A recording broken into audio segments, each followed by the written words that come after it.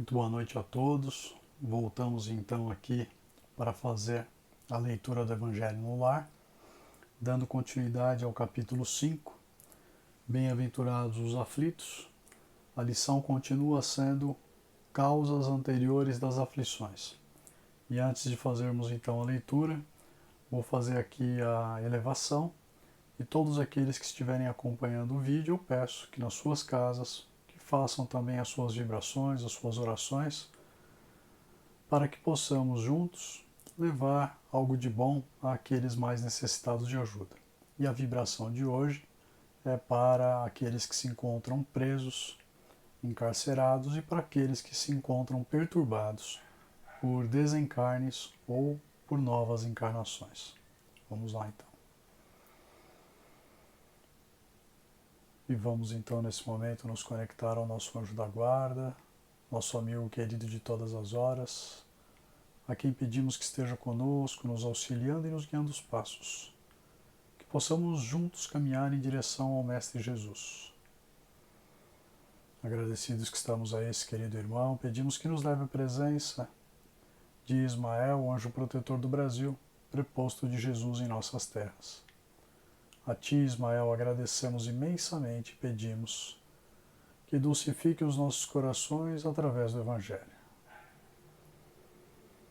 Agradecendo a ti, pedimos que nos leve à presença de Paulo de Tarso e Maria de Magdala, nossos exemplos de reforma íntima. A vocês, amigos, pedimos que dulcifiquem os nossos corações, trazendo-nos paz, conforto, luz, e que nós possamos com isso deixar as nossas más inclinações, as nossas más tendências, para nos conectarmos aos ensinamentos que levam ao Mestre Jesus. Agradecidos que estamos a vocês, pedimos que nos leve à presença de Paulo de Tarso. Digo da Mãe Santíssima Maria de Nazaré. Mãe querida, que você possa dulcificar os nossos corações, os nossos pensamentos, que possa nos encher de paz, de luz e de alegria, Senhor. Que a Senhora possa nos proteger com seu manto protetor, livrando-nos do mal e rogando por nós que ainda pecamos. Agradecidos que estamos a Ti, Mãe Santíssima, pedimos que nos leve à presença do Mestre Jesus. Mestre, é com grande alegria que estamos aqui diante de Ti. Te agradecemos por todo o carinho e proteção e pelos Teus ensinamentos. Que todo o Seu amor invada o nosso coração, nos trazendo aquela sensação de bem-estar, de leveza, e que nós possamos, Mestre, nos conectando aos Seus ensinamentos, nos tornarem pessoas melhores, velando pela sublimação de nossas almas e pelo auxílio dos nossos irmãos necessitados de luz. E pedimos a Ti, Jesus, que nos leve à presença do Pai Criador. Pai de infinita misericórdia e bondade, te agradecemos, Senhor, pelo dom da vida e da encarnação, por tudo que somos e por tudo que temos com a prece. Pai nosso que estais no céu, santificado, Senhor, e glorificado seja o vosso santo nome. E venha a nós, Pai, o teu reino. E seja feita, Senhor, sua santa vontade, assim na terra como nos céus. O pão nosso de cada dia que nos dai hoje. Perdoa, Pai, as nossas dívidas, assim como nós perdoamos aos nossos devedores. E não nos deixeis, Senhor, cairmos em tentação, mas livra-nos, Pai, de todo mal agora e sempre, porque vosso é o reino, o poder e a glória por toda a eternidade. E vamos então nesse momento pedindo a espiritualidade maior ao Dr. Bezerra de Menezes e todos os seus amigos e auxiliares veneráveis que levem as luzes do Evangelho a todos aqueles que se encontram em prisões. Que estes nossos irmãos possam se iluminar, possam fortalecer as suas almas em Jesus e que possam deixar o seu passado delinquente para trás, que possam engajar-se em causas mais nobres, fortalecendo suas almas e permitindo que os ensinamentos de Jesus tracem-lhes o caminho daqui por diante. Vamos pedindo ainda ao Pai Criador e ao Mestre Jesus que luzes de muita paz, luz e amor cheguem ao coração de todos os nossos irmãos que se encontram desencarnando. Que esses nossos irmãos possam se fortalecer em Jesus, e que possam assim serem conduzidos para colônias de refazimento e de regeneração, onde possam sublimar as suas almas e darem continuidade às suas existências através do aprendizado espiritual. Para todos aqueles que se encontram em novos encarnes ou reencarnando, que possam de igual forma estarem acompanhados dos seus anjos da guarda, espíritos protetores, e que possam ser bem-sucedidos nas novas missões que lhe foram confiadas, Pai.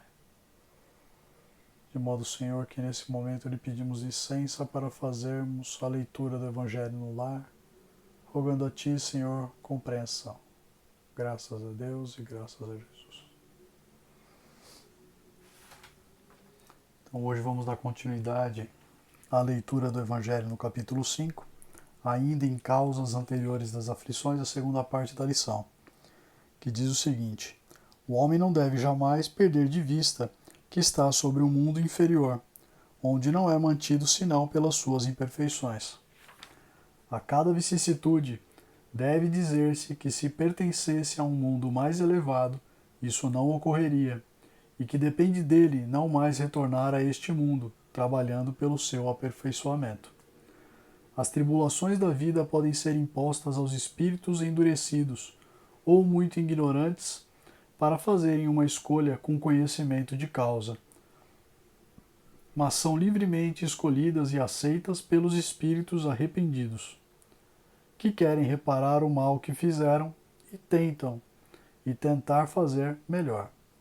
Tal é aquele que, tendo feito mal na sua tarefa, pede para recomeçá-la, a fim de não perder o benefício do seu trabalho. Essas tribulações, pois, são, ao mesmo tempo, expiações pelo passado que elas punem e as provas para o futuro que elas preparam. Rendamos graças a Deus que, na sua bondade, concede ao homem a faculdade da reparação e não o condena irrevogavelmente sobre uma primeira falta. Entretanto, não seria preciso crer que todo sofrimento suportado neste mundo seja, necessariamente, o indício de uma falta determinada. São, frequentemente, simples provas escolhidas pelo Espírito para acabar a sua depuração e apressar seu adiantamento. Assim, a expiação serve sempre de prova, mas a prova não é sempre uma expiação. Mas provas ou expiações são sempre sinais de uma inferioridade relativa, porque o que é perfeito não tem mais necessidade de ser provado. Um espírito pode, pois, ter adquirido um certo grau de elevação, mas, querendo avançar ainda, solicita uma missão, uma tarefa a cumprir, da qual será tanto mais recompensado se sai vitorioso, quanto a luta tenha sido mais penosa.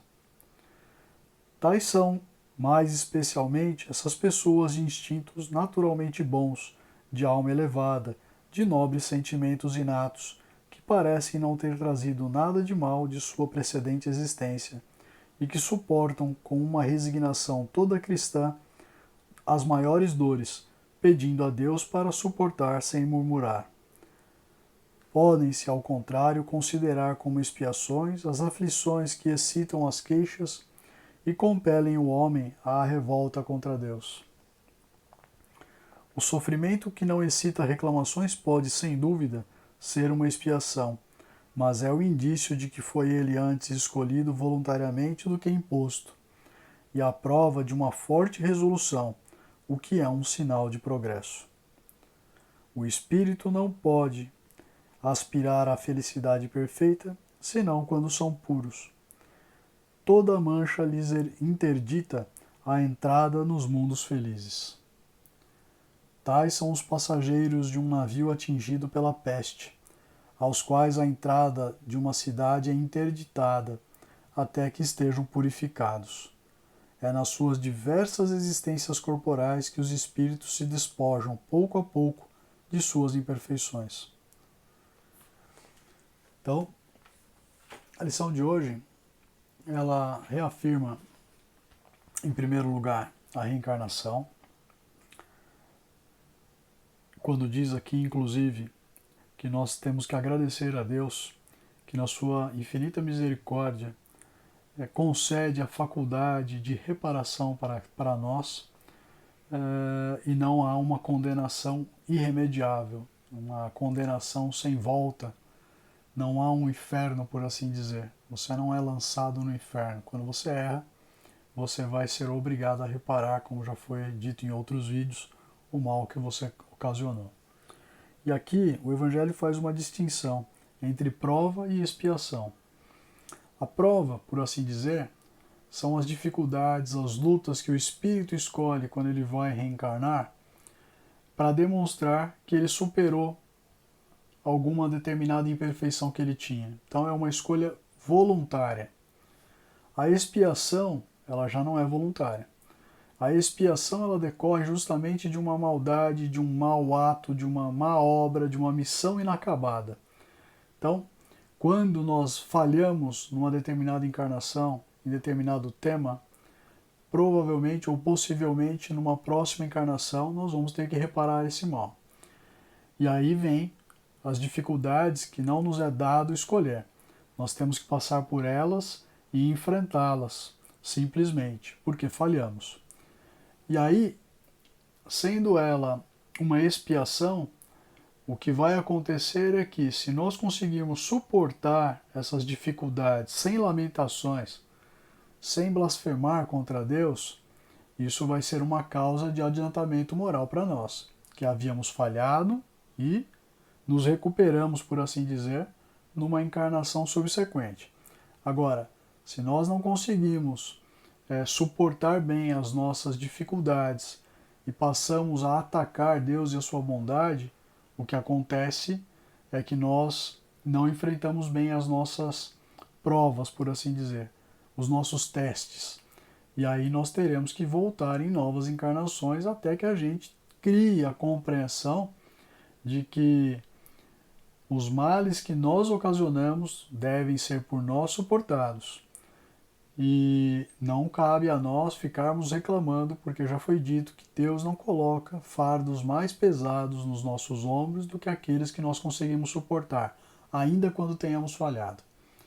E ao invés de nós ficarmos blasfemando contra Deus pelas dificuldades que são colocadas na nossa vida, o que nos cabe fazer é pedir ao plano espiritual, ao nosso anjo da guarda, aos espíritos superiores, a Jesus e até mesmo a Deus, nosso Pai, que sempre nos escuta, que nos dê forças para suportarmos aquelas dificuldades. E toda vez que nós fizermos uma oração, tenhamos a plena certeza que estaremos assistidos e que os nossos ânimos, as nossas forças serão renovadas e que nós certamente temos condições de suportá-las. Então, acho que a lição de hoje é um pouco disso, de explicar que nós temos condições de escolher as nossas provas, os nossos testes para mostrar as nossas aptidões morais, desde que nós estejamos trabalhando no caminho reto da honestidade, da sinceridade, da fraternidade, do amor ao próximo. Então, numa próxima encarnação, nós seremos beneficiados, por assim dizer, por escolher as dificuldades que nós vamos enfrentar e dar mostras de que nós crescemos efetivamente, até que a gente chegue a um estado de depuração tão grande em que possamos nos dirigir a mundos mais felizes.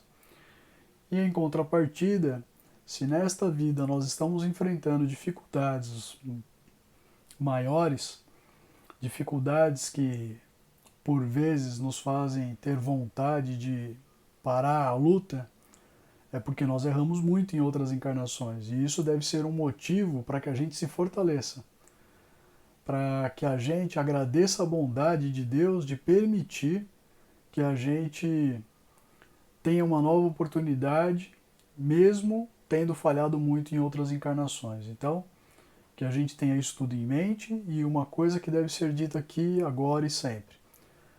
A oração faz com que a gente se conecte ao plano espiritual, ao nosso anjo da guarda e a Jesus e a Deus nosso Pai. A gente deve lançar mão dessa